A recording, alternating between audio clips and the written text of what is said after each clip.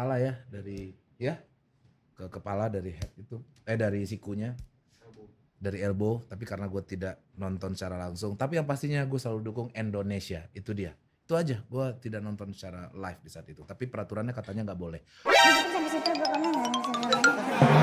Karena ada Marcel di sini ya. Kalau kok suka nggak tinju? Suka tapi nggak pernah diundang gua bang. Tapi kalau di call out mau? Aku mau Pascol. Maju nggak kau?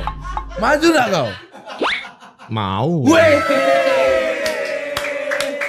Beyond 7 nih. Ya kan, ntar lagi pasti ada Beyond 7, entah Beyond apa, entah walaupun HSS. Siapa tahu nanti kan, aku mau nantang Pascol berantem. Tapi kalau yang ngomong itu Dinko. Kalau Dinko kok mau? Iya.